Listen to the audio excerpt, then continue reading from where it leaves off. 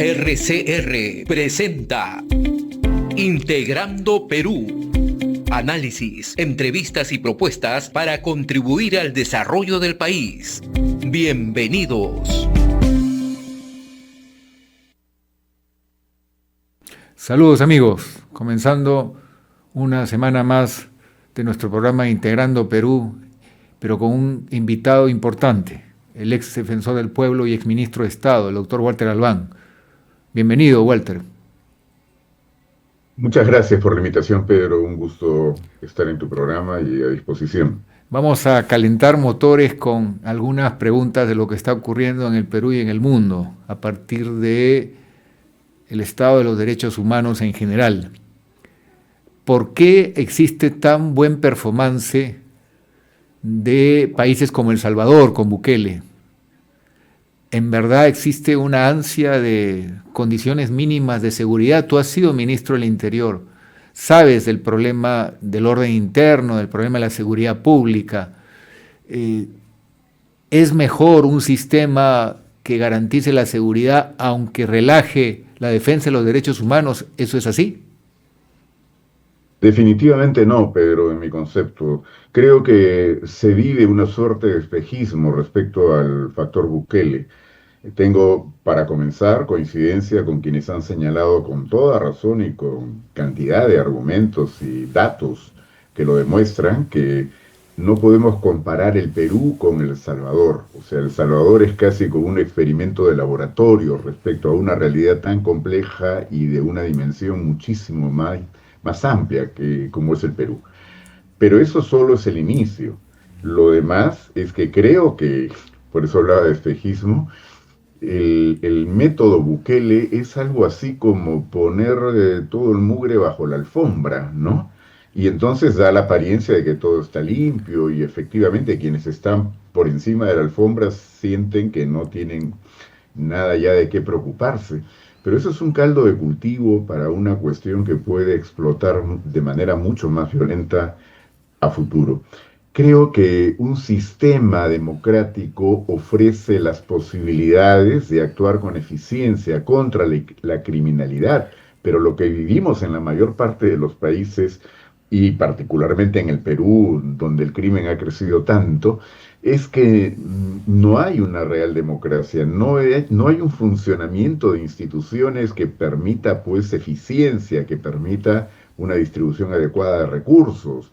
Vemos, por ejemplo, aquí cómo se gasta o malgasta, ¿no?, el dinero en cantidad de cosas superfluas y beneficios que sobre todo terminan pues favoreciendo a la criminalidad organizada, a los miembros del Congreso, al Ejecutivo, en fin.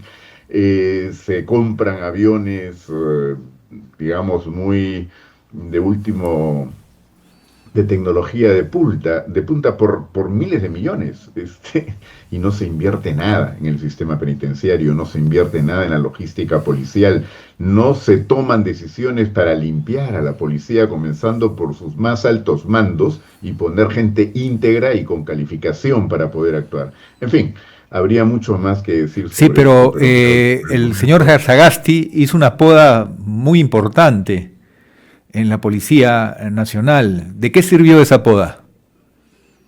Bueno, como sabemos, esa poda dio pie a que inmediatamente se produjeran reacciones contra el gobierno de Sagasti. Cayó el ministro en pocas horas o días después, ¿no?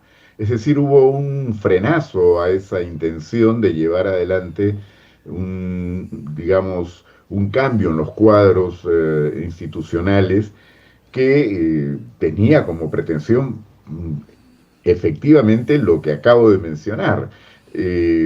No hemos tenido oportunidad de ver los resultados porque, como digo, eso se frenó. El gobierno de Sagasti era un gobierno transitorio, pero lo que hemos podido asistir desde el gobierno de Castillo, pero peor aún con la presidenta Boluarte, es a que al frente del Ministerio del Interior está gente que no tiene ninguna calificación y en algunos determinados casos tienen más bien todos los elementos para que uno los considere los menos idóneos o antagónicos a ese cargo, como ocurrió con el señor Santibáñez, que permaneció durante tanto tiempo y que ahora parece que tiene incluso más poder al lado de la señora Boluarte. A partir de ahí, los jefes de policía son la gente que se presta a lo que el gobierno le pide, no la gente que tiene prestigio en la institución, no las personas que tienen una carrera intachable, que han llegado al puesto por sus méritos, no, nada de eso. Están allí y ya vemos todos los cuestionamientos, y parece que a nadie le preocupa, que tiene el actual comandante general de la policía. Por eso llegamos a extremos en los cuales, mientras los vehículos policiales están prácticamente en calidad de chatarra y no se han renovado la flota para el patrullaje, claro, los generales se compran pues carros de lujo, ¿no? Y a esto me refiero yo cuando hablo de ese despilfarro, de esa manera tan absurda de distribuir los escasos recursos con que cuenta el país. El tema es crucial porque pareciera que ese ángulo equivocado que nos viene del Imperio Español en América, del sí señor, ¿no?, que recoge Ricardo Palma en una tradición, esa subordinación, ese afán mediocre de decirle sí a todo a la presidenta, no importando rendición de cuentas ni objetivos estratégicos a nivel sectorial. Es una práctica común en el gabinete, estamos frente a una mediocridad que está deteriorando los pocos avances en gobernabilidad, es decir, cosas que se entienden factibles de lograr, como con tecnología de punta y con mínima voluntad política. Jóvenes alumnos me decían, podemos recuperar nuestro celular, nuestra computadora, porque hay una georreferenciación que en pocas horas, yendo con el policía, se puede ubicar dónde se encuentra el equipo robado y empezar a derrotar la impunidad. Pero uno va a la comisaría y no encuentra las facilidades para hacerlo. Y en el mejor de los casos, cuando el policía llega al lugar donde se encuentra el equipo robado, viene el argumento, no puedo entrar al domicilio si no hay un fiscal, si no hay un juez de por medio. Entonces, una serie de barreras que hacen que prime la impunidad como sensación frente a delitos comunes que son los que afectan al ciudadano de a pie. ¿No hay voluntad real de cambio en ese aspecto? No solo no hay voluntad, Pedro, no hay posibilidad alguna, no hay capacidad. Mientras siga este gobierno, estamos atados de manos, ¿no?, para poder responder con algún nivel de acierto al reto de la criminalidad creciente que hemos venido ya atravesando desde algún tiempo atrás, pero que ahora ha llegado a puntos extremos. Y yo creo que la situación es todavía peor a la que tú mencionas, porque, a ver, en primer lugar, no es el gobierno de la señora Boluarte el que gobierna el país. El que gobierna el país es el Congreso, en una alianza que algunos califican de mafiosa, otros como llegan incluso a adjetivar de manera más dura, dicen Congreso de Lampa. Pero difícilmente uno puede tomar distancia de estas calificaciones porque, en rigor, ese Congreso no tiene grupos u organizaciones que expresen ideología, programa, plan de gobierno, no. Tiene a gente que está encaramada en el poder para beneficiarse del mismo y en muchos casos tienen vínculos claros con sectores de organizaciones criminales, de la economía ilícita. Hoy día el país está siendo gobernado en esa dirección. Entonces, no solo se trata de que el gobierno, impere esto del chicheñó al que hacías referencia. No, es que yo creo que ninguna persona decente acepta formar parte o aceptaría formar parte de este gobierno de la señora Boluarte. Y lo que tenemos es un conjunto de lo que podríamos calificar como una suerte de estos grupos que van pues gritando vivas y diciendo todo el rato, ¿no? Una portátil en buena cuenta de la presidenta y una caja de resonancia de lo que ella dice, pero a nivel de ese gabinete, lo que, claro, de una manera también cruda, hasta despectiva, pero yo creo que no nos equivocamos cuando hablamos de ayayeros, ¿no? Eso es lo que tienen, y no es gente capaz de tomar ninguna medida inteligente, razonable, como para tener forma de afrontar los problemas más serios del país. Y en materia del sector interior y de la policía, tú lo has dicho y yo coincido, Eso es lo que está pasando, pero claro, ¿qué hacemos con una institución a la cual se le ha destruido no solo la capacidad operativa, no tiene ninguna logística para poder actuar? No hemos sabido hace poco que ni siquiera tenían plata para comprar los chalecos antibalas y hay policías que han muerto por falta de ese chaleco o por no tener uno idóneo, ¿no es cierto? Mientras que, como decía antes, se están comprando carros de alta gama para los generales que están encaramados en las comandancias de esa institución. O sea, se le ha afectado la mística. Esa es una institución que está realmente en una situación totalmente, digamos, venida menos. ¿Qué podemos esperar entonces de reacciones frente a una criminalidad que más bien cada día está más sofisticada, cada día se organiza más, cada día tiene más plata y cada día tiene mejores condiciones de trabajo porque el Congreso se ha encargado de aprobar un conjunto de normas que los favorecen sin duda, de manera que prácticamente atan de manos al Ministerio Público? Quieren echarle la culpa al Ministerio Público, pero lo que hacen tanto el Congreso como su Tribunal Constitucional es impedir que la Fiscalía pueda realizar sus funciones de una manera regular. Hay problemas en esa institución, los ha habido desde mucho tiempo atrás, pero no estamos dando ninguna oportunidad de que esto se pueda superar. Por el contrario, entre todos han regresado al cargo de fiscal supremo al señor Tomás Saladino Gálvez, que lo primero que ha hecho es archivar un proceso donde el presidente actual del Congreso jugaba un rol central, porque se trata de una violación que hasta donde se conoce tiene que dilucidarse entre si se trata de él como persona responsable o de la otra persona que estaba con él, ¿no? Y habían indicios serios de que probablemente esto podría comprometerlo a él directamente. ¿Cómo es posible entonces que un fiscal que había sido destituido por la anterior Junta Nacional de Justicia y que vuelve, como todos sabemos, por la irregularidad con la que se constituyó la actual Junta Nacional de Justicia, ¿no?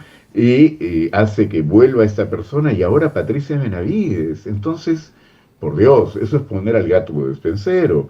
Si quien ha cometido más delitos tiene el mérito para poder ser fiscal y fiscal supremo y llegar incluso a fiscal de la nación, ¿qué podemos esperar entonces de políticas contra la criminalidad en el país? Estamos frente a una cada vez mayor índice de muertos por día. La violencia ahí está llegando y la delincuencia, la extorsión, el sicariato. Eso hace no muy difícil pronosticar que estas elecciones podrán mancharse de sangre. ¿Es así? No me cabe la menor duda. Yo tengo varias preocupaciones con este proceso electoral. Para comenzar, las reglas que se han venido aprobando no contribuyen a mejorar las condiciones para ir a un proceso electoral que permita a la ciudadanía tener mejores opciones, alternativas a elegir.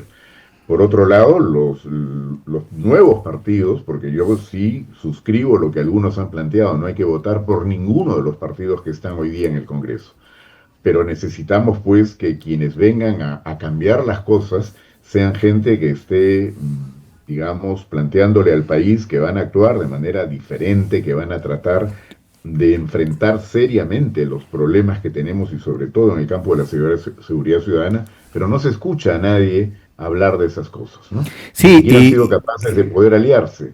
Entonces, yo creo que no hay que ser tampoco tan maniqueo, ¿no? Hay buena gente en los viejos partidos que se tienen que reconstruir. Decir que estos grupos nuevos están limpios de polvo y paja es decir mucho, creo, porque... No, yo no he dicho que estén limpios de polvo y paja, los estoy cuestionando porque ni siquiera escucho qué es lo que quieren hacer, ni siquiera se conoce qué le proponen al país para salir de la manera tan asquerosa en que se maneja la política en este momento. Yo creo sí creo que los partidos que están en este momento en el Congreso de la República, ninguno me merece respeto, ninguno. Así que podemos discrepar, Pedro, en ese asunto. No, hay partidos hay partidos que han expulsado a la mayor parte de sus congresistas o han marcado distancia con sus congresistas. O sea, tenemos de todo. ¿Cuál, por ejemplo? El caso de Acción Popular. Perdóname, Acción Popular, como siempre se dijo, era una gran federación de independientes. Hay una gran cantidad de gente que ha implicado que ha cometido delitos, que ha estado permanentemente avalando las decisiones, las peores decisiones que se han tomado en el Congreso. Yo no sé si queda Acción Popular propiamente. Eh, Creo, sin embargo, que esa marca ya no garantiza nada y más bien es una forma de tratar de ganar vigencia y tener algún tipo de respaldo, tratando de invocar figuras como las de Fernando Belaúnde, etcétera. Pero es la única organización política vigente que tiene un expresidente que para todos salió más pobre de lo que entró. Y cuando tenemos 5 expresidentes procesados por la justicia, uno que se ha suicidado. Pedro, que hoy día Valentín Paniagua renegaría de ese partido. Y recordemos que el secretario general de ese partido hasta hace no mucho tiempo, ¿no es cierto?, quien fue gobernador de Cajamarca, ha renunciado y se ha apartado. Y yo creo que la gente decente que quedaba en ese partido se fue hace rato, ¿no? Vuelvo a decirte, no podemos ser así de categóricos porque cuando uno empieza a investigar personas en los distintos grupos, encuentra joyas de casos y precedentes complicados. Entonces, en realidad hay un problema muy serio. A los jóvenes y no tan jóvenes de varias generaciones en el Perú, en un país gobernado por dictaduras la mayor parte de su historia, siempre ha habido un discurso en común. ¿Qué tenían Fujimori y Velasco en común? Los dos decían que los partidos políticos eran corruptos y eran un desastre. Esa mentalidad se ha metido en la convicción de los jóvenes y somos un país que se dispara a los pies porque ya no quieren participar en política, a diferencia de los jóvenes de Uruguay, de Nueva Zelanda, de Colombia, de cualquier otro país donde ven a la política como una actividad mucho más digna de lo que se le ve en el Perú. Entonces hemos predicado una cultura de autoflagelamiento, porque si la política se la dejamos a los últimos de la clase, ¿quiénes van a gobernar el Perú? Bueno, Pedro, yo soy un convencido de que necesitamos partidos políticos, pero verdaderos partidos políticos. Lo que tenemos hoy día en el Congreso no son ni remedio de los partidos políticos y por tanto creo que eso es lo que ha posibilitado que tanta gente improvisada y sinvergüenza pueda encaramarse en puestos tan importantes y estén tomando decisiones que le hacen daño a la gran mayoría del país. Yo soy parte de ese 90 y tantos % que repudia al Congreso de la República actual y que repudia al gobierno. Ahora, creo que hay gente joven que sí se está interesando en política, están tratando de organizar nuevos partidos y a eso es a lo que habría que alentar, apuntar. Yo estoy tratando de colaborar con iniciativas de esa naturaleza y me parece que por ahí puede estar el gran futuro del Perú. De lo que tenemos hoy día en el Congreso, sinceramente creo que no hay nada que rescatar. Para terminar de aclarar la pregunta inicial sobre la tentación de la dictadura, del despotismo ilustrado, Singapur es uno de los 5 países de mayor desarrollo humano en el mundo y prácticamente está en la lista roja de la Comisión de Derechos Humanos de Naciones Unidas. Es decir, Singapur ha seguido un camino de pena de muerte, era el país más corrupto de Asia hace 30 años y hoy es uno de los países más avanzados. Eso significa que no todas las recetas son las mismas aplicables en todo el mundo. Eso significa que el despotismo ilustrado puede tener virtud, Walter. A ver, yo no conozco el caso de Singapur tan a fondo como para poderlo evaluar, analizar, pero sí creo que definitivamente, a ver, en algún momento, por ejemplo, Cuba estuvo mejor que con Batista durante el gobierno de Castro, pero sacrificando libertades, sacrificando democracia, sacrificando todo lo que en definitiva vuelve grande a un país. Y entonces no es ese el modelo que tenemos que perseguir. Ahora, habrán medidas, habrán cosas que probablemente implican sí tener una política mucho más, mucho menos concesiva con lo que implica el crecimiento de las organizaciones criminales. Y por tanto, en eso la democracia tampoco puede ser débil, tampoco puede ser, como algunos calificaban, democracia boba. Sí es posible, pero hay que preocuparse por tener políticas criminales para comenzar. Y creo que en este contexto, en el Perú, no tenemos nada de eso, ¿no? Y tenemos que construirlo. Nuestro problema Es complejo, pero no es que no tengamos las posibilidades de revertir la situación, sino que no tenemos a la gente preparada, la gente idónea y sobre todo gente honesta que pueda llevar adelante planes y programas que sean trabajados con toda seriedad. Creo que hay que apostar a eso y tomemos de lo que hay en el mundo lo mejor que encontremos en cada lugar. Criticaba a Bukele hace un momento, pero por lo menos ha invertido en cárceles, en infraestructura. Bueno, ese es un punto que yo consideraría también como muy importante. Hay que dar una revisión a fondo a nuestro sistema penitenciario y tenemos que construir más penales porque la situación en este momento no solo no cumple la misión que la Constitución señala, sino que convierte a estos espacios en centros de entrenamiento para que todavía la criminalidad pueda fortalecerse, ¿no? A ver, Walter, han pasado 32 años desde la Constitución Económica, la Constitución de 1993, la primera Constitución que prácticamente condiciona y desarrolla los derechos humanos a la luz de la economía. Ahí se concentra la diferencia más importante con el resto de constituciones. Prácticamente se apuesta por el capitalismo, un capitalismo humanizado, pero capitalismo finalmente, y como resultado tenemos que después de 32 años, comparando los resultados del Perú a comienzos de la década de los 90, estamos viendo que hoy tenemos, por ejemplo, una moneda que es estable y la más importante de América Latina. El Perú asegura una política monetaria a pesar de la crisis política, a pesar de todos los indicadores controvertidos que vemos en otros campos de la vida nacional. Definitivamente podemos hacer un balance positivo de la Constitución vigente con todos los cambios que ha tenido en el tiempo, o todavía tiene legitimidad el discurso de comenzar de cero de nuevo. A ver, yo creo que esa es una respuesta que hay que cuidar mucho porque hay varios aspectos aquí muy delicados de fondo. Para comenzar, yo diría que la moneda peruana sea en este momento una de las más fuertes de la región, ¿no es cierto?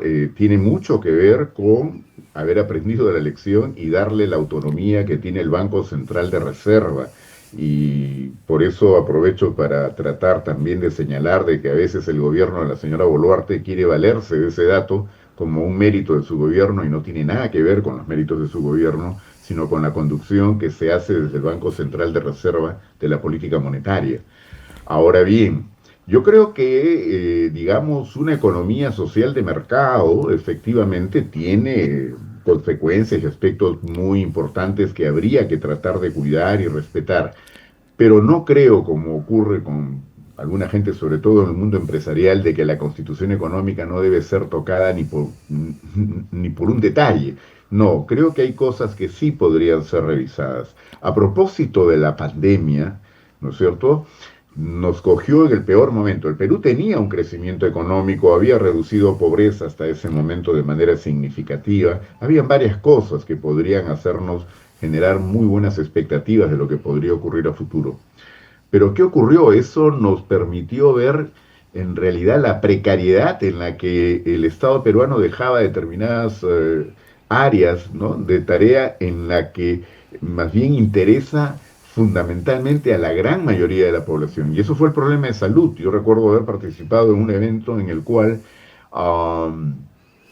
estaban representantes de varios países y la gente de Colombia decía que la pandemia los había tomado por sorpresa y que su infraestructura sanitaria era pésima y como muestra de eso decían apenas tenemos 5.500 camas UCI. Bueno, yo tenía el dato en ese momento de que el Perú únicamente contaba con 220, 240 camas UCI. Quiere decir que en un contexto de crecimiento económico, de mejores ingresos por exportaciones, de fortaleza de moneda, había habido un crecimiento económico sostenido, no con tasas muy altas, pero de todas maneras positivas, ¿no es cierto? En ese contexto, sin embargo, la salud era absolutamente precaria y este es un tema que interesa como el de seguridad ciudadana a la gran mayoría de ciudadanos y ciudadanas. Entonces sí creo que no podemos tampoco pensar que este modelo de la constitución económica es intocable y que es el que tendría que ser respetado bajo todo punto de vista. Al contrario, creo que se hace necesario hacer algunos ajustes, algunos cambios, sin desconocer los beneficios que se han podido obtener en su oportunidad. Y por eso ¿Cómo? creo que este cambio tiene que ser muy trabajado, muy dialogado. No se trata de ofrecer cosas que no se ha podido estudiar o por lo menos conocer a fondo, como para estar seguros de que los pasos que habría que dar son pasos en positivo y no que nos generen mayores problemas. Por ¿Cómo eso no estoy de explicas, acuerdo con quienes cómo, pretenden una constitución de un día para otro, ¿no? cómo explicas que ese hecho que tú has descrito, que ha sido el que ha permitido al Perú un récord de Guinness muy triste, de la mayor cantidad de muertos en función del número de pobladores que tenemos en el mundo como efecto de la pandemia, a pesar de eso, el señor Vizcarra, que hoy está preso, lidera las encuestas de los candidatos a la presidencia? ¿No te parece paradójico esa situación? Pero me vas a contestar en breves segundos después de una muy corta interrupción, por favor. ¿Cómo no? Continuamos con Integrando Perú.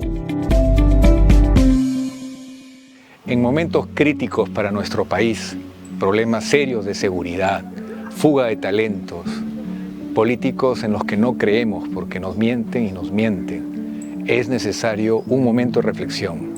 Es necesario que no solamente lo emocional defina un voto en el que se juega nuestro país y nuestro destino. Es importante estar informados. Por eso aquí está Integrando Perú. Somos el país de todas las sangres. Eso nos puede hacer exitosos y muy especiales en el mundo. Ya lo hemos visto con la gastronomía, pero hay que hacerlo en todo, en el deporte, en la manera de transformar las estructuras del país para que haya oportunidad para todos. Tenemos que aceptarnos que en la mistura del Perú está su futuro. Los esperamos todos los miércoles a las 8 de la noche y si no pudieron por X razones, en cualquier momento pueden entrar a internet y ver el programa y ser parte de Integrando Perú. Maestro, maestra, recibe formación de calidad con derrama magisterial, convenios con universidades nacionales e internacionales, cursos para nombramiento y ascenso, congresos, talleres y más. Acompañamos tu crecimiento profesional con las mejores opciones de capacitación. Para más información, llama al 920-376-446 o ingresa a dm.edu.pe. 60 años de rama magisterial, construyendo confianza, generando bienestar.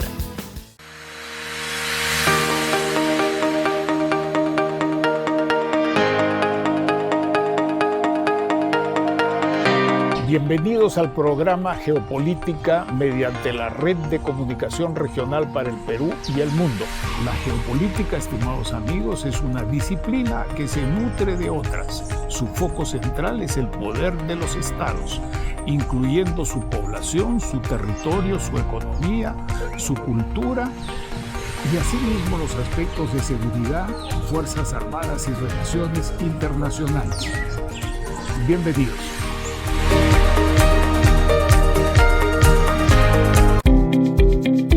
Continuamos con Integrando Perú.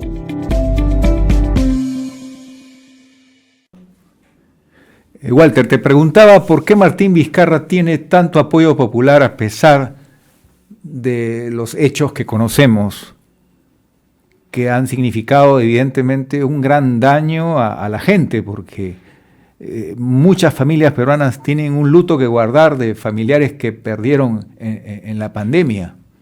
Y no hubo la atención, incluso falta de oxígeno, que era algo que podía haberse logrado atender y corregir. Tenemos casos en el récord de expedientes donde han muerto en hospitales por falta de oxígeno, lo que resulta un hecho inaudito, porque la vacuna era difícil de conseguir en ese momento, pero el oxígeno ya fue de verdad una cosa terrible.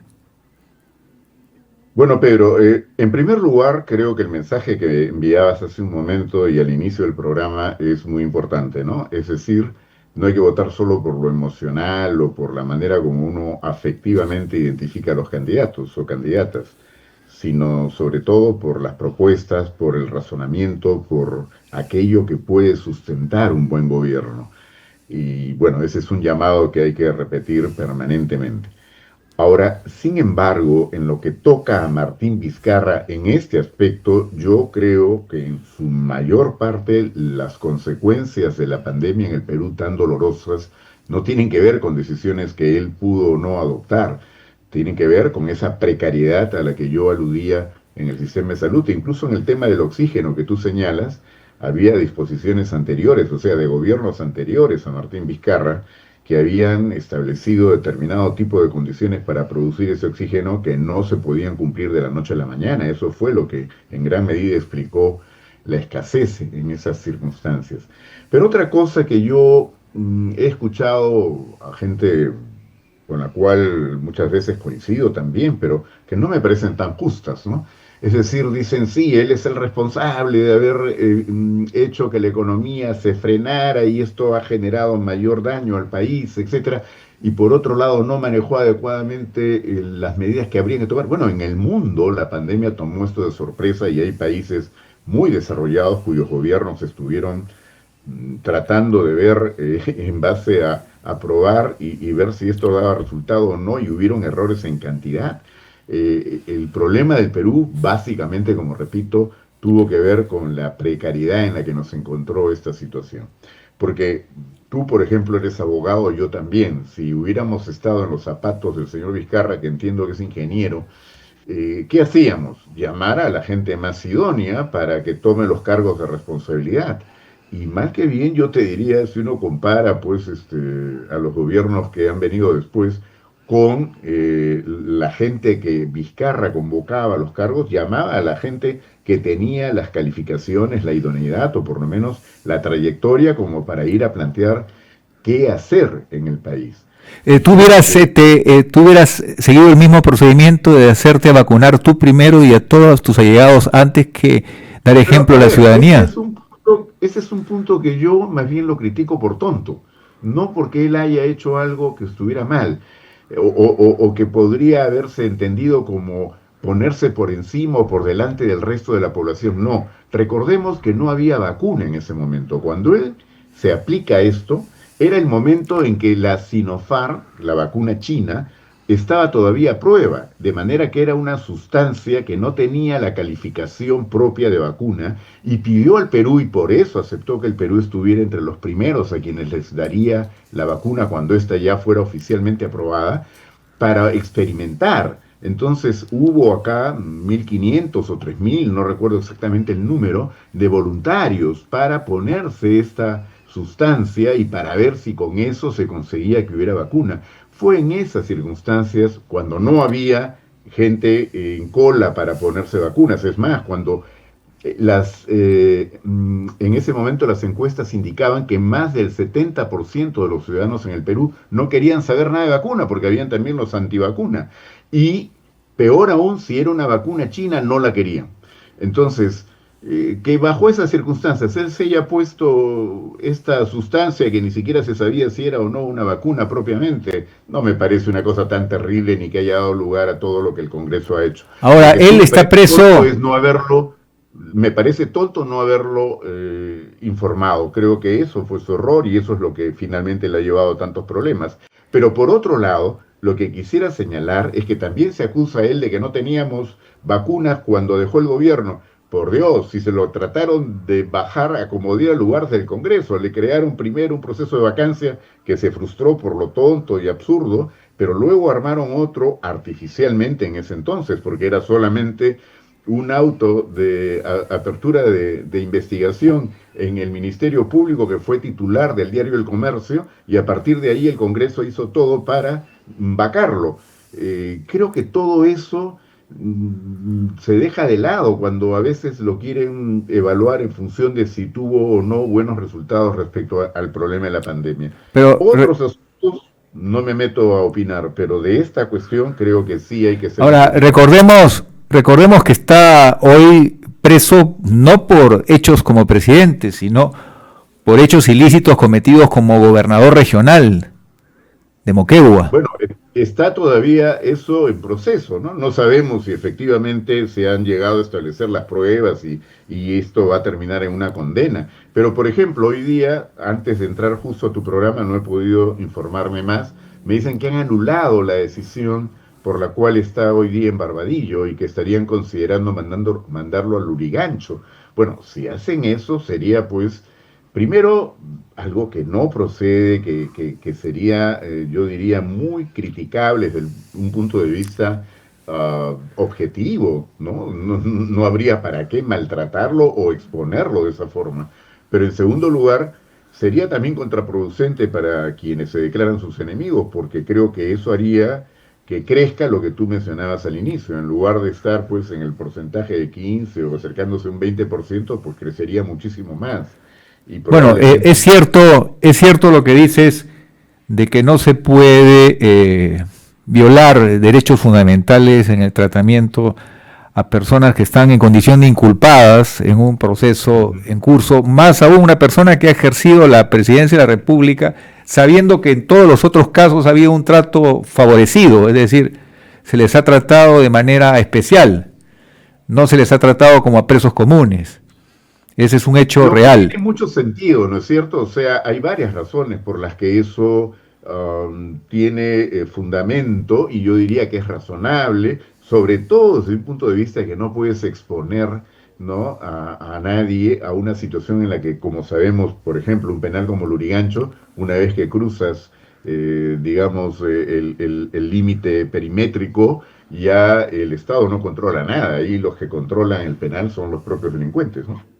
Ahora, también, ya que citas el tema del problema penitenciario, también hay una queja que debe ser atendida de la ex primera ministra del gobierno de Castillo, que acusa maltratos físicos que verdaderamente, que si se comprueban, son degradantes y que estarían mostrando un cuadro que creíamos superado. Hace recordar novelas carcelarias desde Juan Seoane y El Sexto, que marcaron la historia del Perú del siglo pasado. Es decir, no puede utilizarse el sistema de prisión en el Perú como una forma de violar derechos fundamentales, ¿no? De ninguna manera. Mira, yo no le tengo ninguna simpatía a esta persona. Creo además que tuvo mucho que ver con el frustrado golpe del señor Castillo. Pero, como bien ha señalado, ¿no?, la autoridad del Estado democrático se construye sobre la base de actuar con todo cuidado por respetar los derechos de cualquier persona, hasta de la persona que podamos calificar como responsable de crímenes gravísimos. No es el caso de esta señora, pero definitivamente algo está pasando, y a mí, justo también antes de entrar a tu programa, he leído un comunicado del INPE. Bueno, no me satisface en absoluto, porque acá no se trata de decir de que ha ido la psicóloga y ha ido el personal que tiene a cargo el cuidado de las internas y que han observado que la situación está más o menos bien. No, pues por favor, o sea, algo está pasando. Hay que entender que bajo esas circunstancias también puede ser un problema serio el estado anímico. Y entonces creo que hay que hacer más para garantizar que no está ocurriendo nada que pueda significar, ¿no es cierto?, poner en riesgo la integridad o la vida de una persona. Si ella reclama eso, y lo viene haciendo hace ya bastante tiempo, y no se toman medidas judiciales, creo que hay... A ver, recordemos que el señor Fujimori lo llevaban a la clínica Centenario con mucha frecuencia, cuando no se sentía bien, cuando... Bueno, ¿por qué no pueden tener, ¿no es cierto?, también un trato adecuado con esta persona para que la puedan evaluar otros médicos, para que pueda tener algún tipo de cuidado que implique observar determinado tipo de conductas a fin de garantizar que su integridad en todo aspecto físico y anímico esté protegida? Es increíble, pero antes recordaba la novela El Sexto de José María Arguedas, Hombres y Rejas de Juan Seoane, y hay varios textos muy famosos en la literatura social que pareciera que reviven en el Perú, y eso es sorprendente cuando se supone que hemos evolucionado.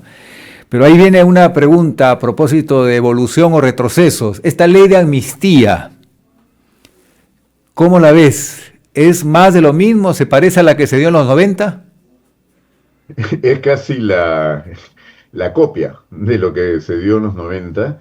Yo diría que hasta peor, porque parte de la misma voluntad, pero ya incluso, a ver, tú que eres abogado, Pedro, sabes que no existe pues la amnistía humanitaria, ¿no es cierto? O sea, esto tendría que haber sido en todo caso un tema de un indulto humanitario examinado caso por caso, pero no como aquí se hace en esta ley, que se dice que todos aquellos que hayan sido condenados, que ya estén cumpliendo su pena, si tiene más de 70 años, se van. Bueno, esta ley es una cosa escandalosa y agraviante, insultante para las víctimas, para los deudos. Es algo además que no tiene ni pies ni cabeza, porque ya se ha pronunciado, ¿no?, la autoridad que tiene atribuciones para hacerlo, en este caso la Corte Interamericana de Derechos Humanos, diciendo que estas leyes de amnistía no son aplicables, no pueden aprobarse en cualquier ordenamiento de los países que estamos comprometidos por la Convención Interamericana de Derechos Humanos. Esto es increíble. La señora Boluarte sale el día que se cumplen 40 años de la masacre de Ajomarca, donde mataron a 69 personas, 23 de ellas niños y niñas, ¿no? En condiciones además totalmente crueles. Y ese día sale a celebrar y a abrazarse con una persona que era parte del grupo Colina, ¿no? Uno de los que dirigía el grupo. ¿Cómo es posible? La señora Boluarte, si hubiera estudiado bien, porque el título tiene, pero parece que no se enteró que conforme a la Constitución su primera obligación es hacer cumplir la ley y los tratados, ¿no? Y no salir a decir que el Perú no va a cumplir el tratado porque somos un país soberano, una tontería que solo la pueden repetir los ignorantes y los que no tienen ningún respeto por el derecho, ¿no?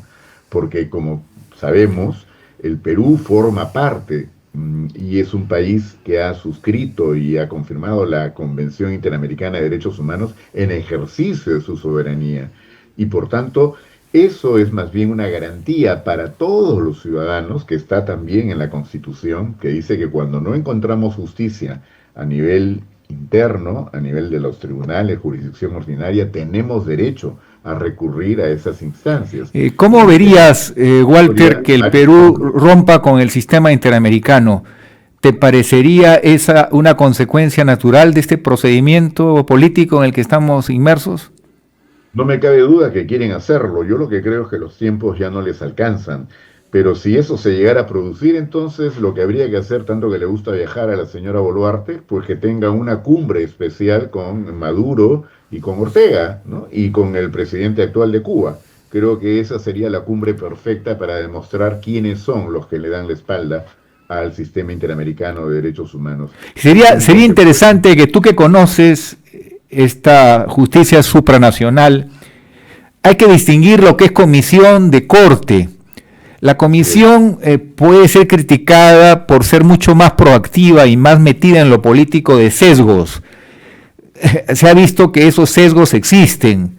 Sería incorrecto decir que no se han dado en los últimos años, pero la Corte Interamericana está integrada por juristas prominentes de la mayor parte de países de la región. Es injusto acusarlos de personas caviares, como se utiliza ese adjetivo que es muy usado, o personas de corte izquierdista. En verdad, yo he podido revisar los nombres de los miembros de la Corte y son juristas de primer nivel, que incluso han tenido, si alguna vez tuvieron participación política, pensamiento conservador en varios países de América Latina. ¿Por qué existe tanto desconocimiento y se mezcla comisión con corte, que es la que tiene la capacidad jurisdiccional? A ver, hay varias cosas que tendríamos que precisar aprovechando tu pregunta, Pedro. La primera es que definitivamente Esta es un acuerdo entre los estados, o sea, existe la Comisión y existe la Corte porque hubo un acuerdo entre los estados de la Organización de Estados Americanos. ¿Para qué? Para que todos se comprometieran a defender la democracia y los derechos humanos. Todos tenían que respetarlos, todos tenían que hacer lo necesario para que eso se cumpla y, por supuesto, juzgar a los que violaban derechos humanos. Pero hubo la gran pregunta, ¿y qué pasa si el que viola los derechos humanos es el propio Estado? Allí se dijo, vamos a crear el sistema interamericano. ¿Para qué? Para que todos los países se comprometen a que si ellos son acusados por sus ciudadanos de estar violando derechos humanos, entonces va a existir la Comisión y va a existir la Corte Interamericana. La Comisión a nivel supranacional es como si fuera el Ministerio de Justicia, pues. O sea, tiene un poder administrativo, tiene, por supuesto, y debiera tener siempre la calidad para estudiar las situaciones. Incluso uno de sus deberes más importantes es recomendar a los gobiernos medidas que puedan contribuir a fortalecer la democracia y los derechos humanos. Son recomendaciones no vinculantes, ¿cierto? No son vinculantes porque efectivamente las vinculantes derivan de decisiones de la jurisdicción. Por eso digo, la Corte Interamericana es como si habláramos de la Corte Suprema, ¿no? A nivel supranacional, después de la Corte Suprema, acá tenemos la Corte Interamericana. Y las decisiones jurisdiccionales, como sabemos, sí obligan, por eso se les llama vinculantes. Ahora, las dos, sin embargo, tienen la misma situación respecto a quienes las integran. ¿Y a qué me refiero con esto? No los elige cualquiera, los eligen los propios estados. Los propios estados son los que cada número de años en la asamblea de la OEA, ¿no es cierto?, eligen las vacantes que estén por cubrir. Y tienen que elegir, de acuerdo a los reglamentos y estatutos de ambas instituciones, a gente idónea, gente independiente, etc.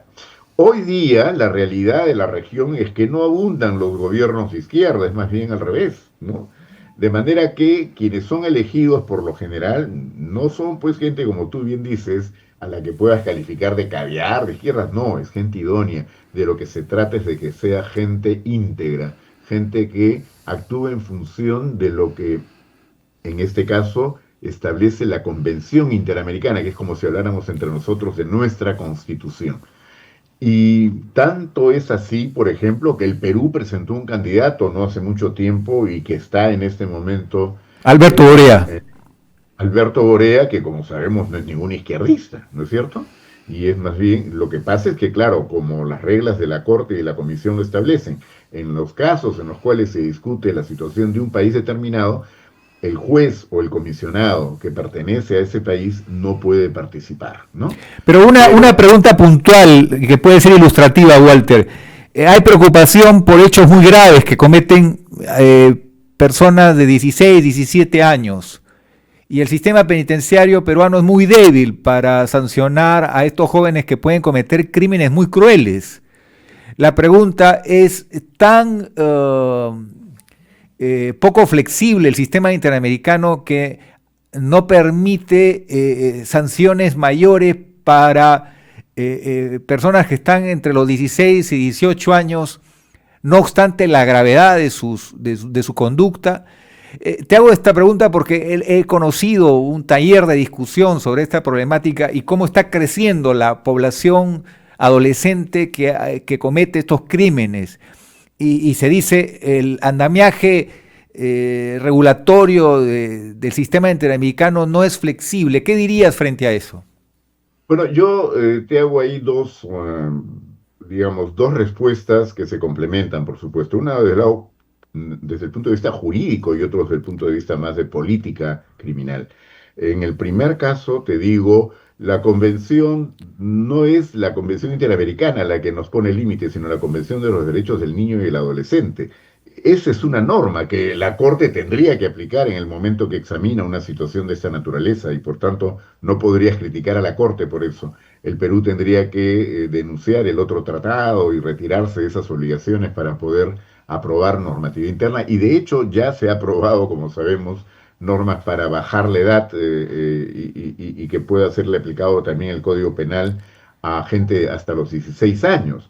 Hace poco, por ejemplo, se ha conocido el caso, y ahora voy a lo segundo entonces, lo de política criminal. Yo creo que eso no nos conduce a ningún lado.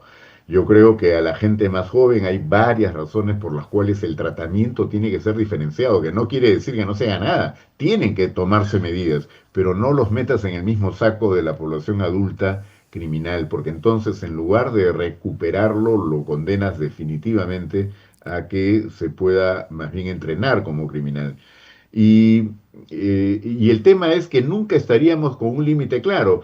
Hemos conocido el caso muy penoso, muy triste de el que aspiraba a ser candidato presidencial en Colombia, ¿no? Y que fue asesinado por un sicario de 15 años. Entonces, a lo que quiero llegar es, ¿y eso a qué nos llevaría? A decir, no, ya no 16, ahora 15, y mañana contratan a alguien de 13 o 14, los verdaderos criminales que están detrás de esto, ¿no? Y tendríamos que ir bajando la edad prácticamente hasta cuando la gente tiene uso de razón. Yo creo que eso no nos conduce a nada positivo. Hay que tomar medidas, pero medidas inteligentes y medidas que respeten derechos también. Por eso es que creo que no hay ninguna razón en este momento para acusar a la Corte Interamericana de falta de criterio o de falta de sensibilidad ante el tema de la criminalidad y el hecho de que participen gente de tan corta edad, ¿no? Walter, muchísimas gracias por este diálogo y se va a repetir pronto. Muchas gracias por tu participación y ojalá que podamos sacar adelante a nuestro país que tanto necesita de todos. Muchas gracias. Por supuesto, Pedro, gracias por la invitación y te felicito por el programa. Creo que así se construye opinión y esa es una forma de ayudar a que el país supere sus actuales problemas. Gracias, Walter. Gracias, amigos, y nos vemos pronto. Hemos presentado Integrando Perú. Retornamos en nuestra próxima edición con más entrevistas y el análisis para contribuir al desarrollo de nuestro país.